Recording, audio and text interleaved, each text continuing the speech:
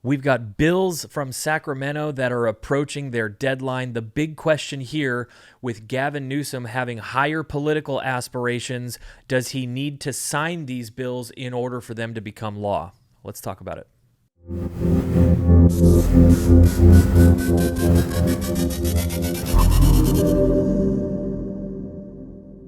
Hey everybody, welcome back to the channel. Today we are taking another look into legislation, even though the session is kind of over, to talk about ways that potentially some of these bills that are still on the table could become law, even if they're not signed by the governor. And to walk us through that today, we have brought back our legislative director, that is Rick Travis. You can also find him on AM 590, The Answer, that is Firing Line Radio, every Saturday at 1 p.m. Rick, thanks for being on with us today. Thank you for having me. Absolutely. And guys, right before we get into this, as usual, please be sure to like, share, and subscribe to the videos. It really helps get this information out as far and wide as possible. And also, if you're in the area, take a look at the CRPA website. We've got a huge event coming up over there at Route 66 Shooting Sports Park. That is in San Bernardino. If you're in the area, I would highly encourage you to come out. It's a great day. It's a shooting sports expo. There's going to be tons of vendors out there. And here's the great thing, guys. They donate all the proceeds from the event there to CRPA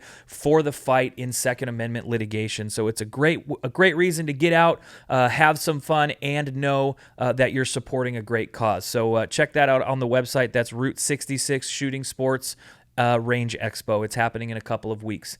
So Rick, let's go ahead and just dive on into this really quick. I mean, first of all, there are still 4 bills that have passed through appropriations and all of this stuff through September. That is Assembly Bill 1078, which is more regulations for CCW, as well as the 3 guns a month rule. You've got Assembly Bill 1127, which is the Glock Ban bill, Assembly Bill 1263, which is more stuff on ghost guns, further regulating and banning parts that are 3D printed, and then Senate Bill 704, which is registration for barrels if they're being purchased or transferred. We were talking the other day, and I think I just said to you, like, man, we should probably do a video on this because this is a process that, we should be educated on. You were educating me on it a couple of days ago, and I just kind of wanted to share it with everybody. You were kind of going into the fact that some of these bills could become law without even being signed by the governor. I think the term you used was having these bills tabled. Correct me if I'm wrong here, but I'm just sort of curious. Can you lay that out for us? What is the process? Not even for today, because I do want to talk about Gavin Newsom very specifically, but the process of a bill being tabled. Can you describe what that process is for us? Whenever a bill gets passed at the end of the legislative session, it has 12 calendar days. And I want to be really specific. That's 12 calendar days. That includes a weekend. It includes a holiday. It's just 12 days from the time it is signed. And there's a specific point when I say signed, not by the governor, but by the legislature to go over. And so it will show up on websites as presented to the governor or enrolled, which is the technical term, and present to the governor at, say, 2 p.m. on this date.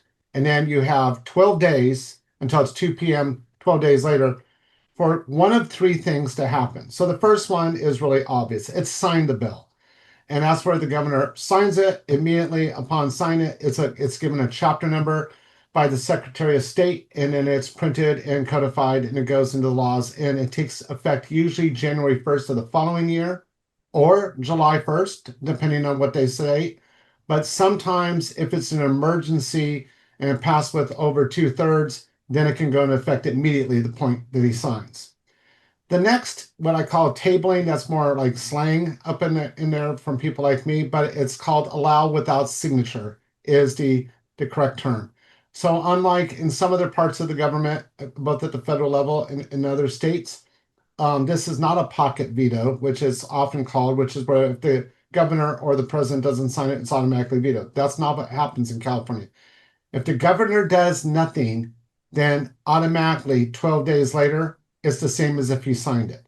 The only difference is he or she, as the governor, didn't sign it. It just goes directly into becoming law. And then the third option, of course, is the one that we always try to get governors to do, which is vetoing the bill, which is where they say no, and they sometimes give an excuse and sometimes they don't. We have a bill that had happened to do with dogs this year that we said, hey, we understand what they're trying to do, but still needs some more work. So could you veto it and tell the author to bring it back this next year, and we'll support it if these changes happen.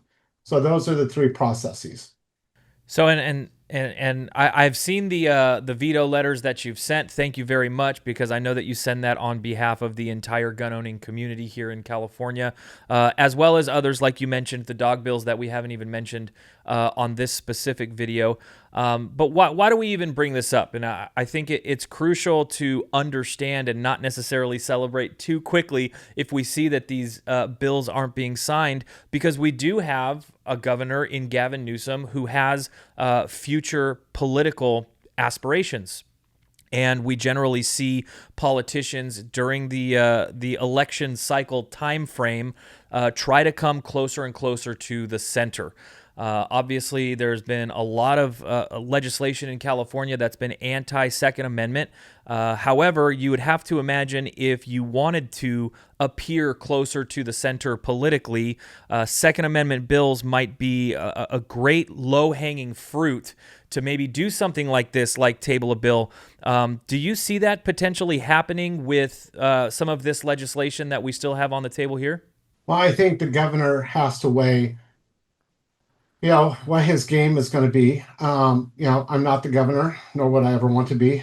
But if you were to look at this, here's kind of the political map. Okay, if he signs the bill, he gets the affection of people that he's already had in the status quo. Those would be, the Soros and the Bloomberg-backed groups, Everytown, etc. We can just go down the list. We don't have to name them all.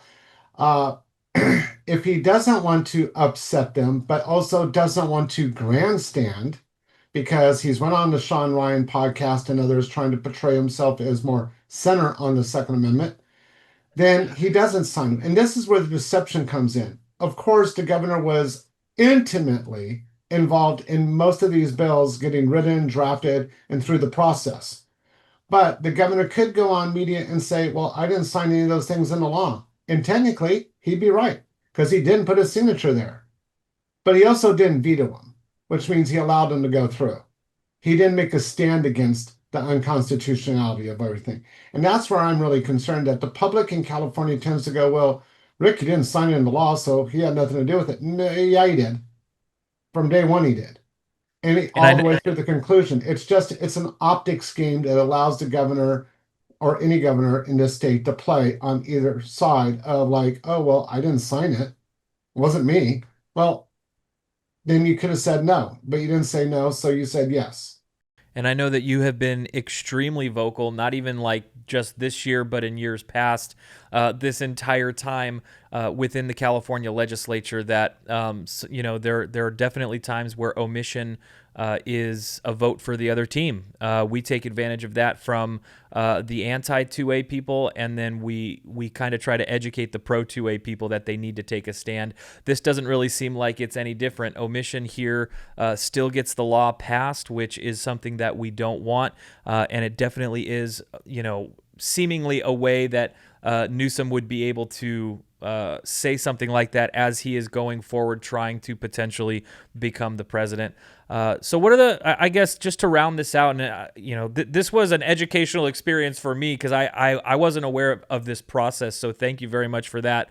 As far as these bills are concerned, there's four kind of big ones here. How do you see them playing out going forward? What are the timetables that we still have left currently? Yeah, so most of these bills would have to be sometime between, depending on the bill, sometime between this Sunday at like 4 o'clock and or Monday by like, I think it's 3 o'clock is when the last one. I don't remember the exact order without going and looking at it. But all four of those bills would either have to be signed, which I don't see a real big grandstanding moment for the governor. It doesn't mean he couldn't do it. I mean, he could. He could take anything out of any time frame in the last 3 months and say, because of this elsewhere in the country, I decided to do this in California and grandstand. He could also just do nothing, let the clock run, and they automatically become law. And then he can choose later on to say, yeah, I helped make that happen, or choose to say, oh, I had nothing to do with that. And so it gives him a lot of ground politically to move on, which, given the fact I think most people watching these videos would agree, he is going to make a run for the presidency in 28.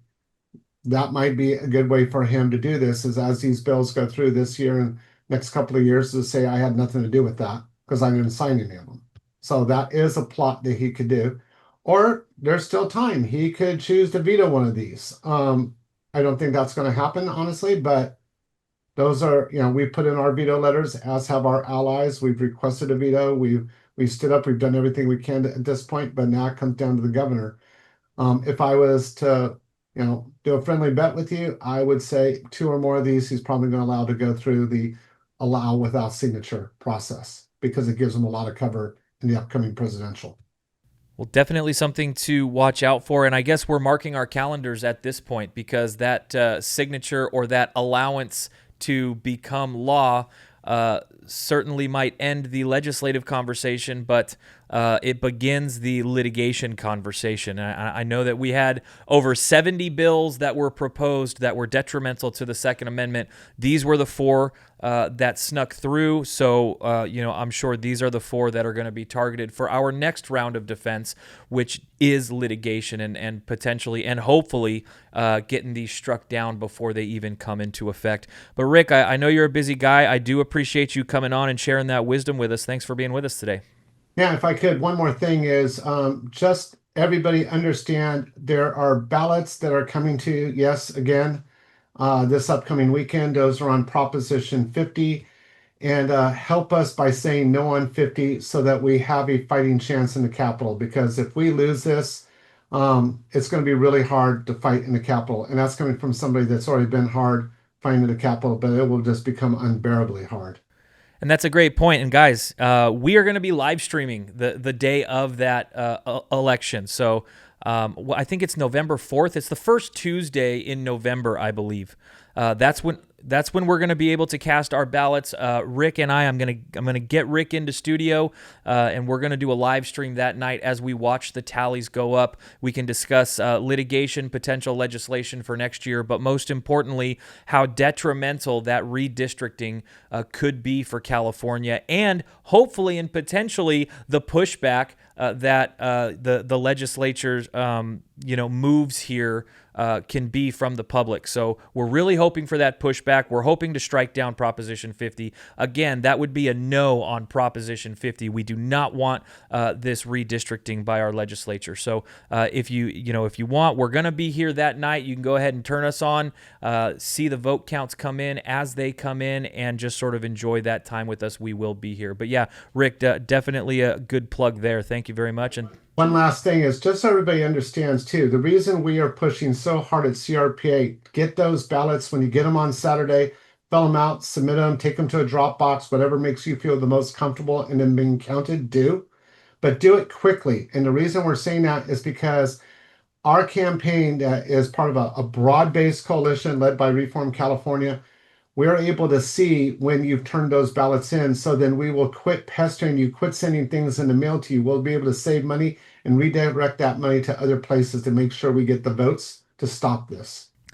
All good points, and perhaps deservedly another video coming up, just more education on Prop 50. I'm sure it's warranted. We want to get that out to as many people as possible. But thank you once again, Rick, for coming on. I appreciate it. Thank you. Absolutely. And guys, as always, please be sure to like, share, and subscribe to these videos. We're trying to get this message out as far and wide as possible, and you can directly contribute to that effort along with the litigative and legislative efforts for our Second Amendment community by doing so. Thanks again, guys. We'll see you on the next one.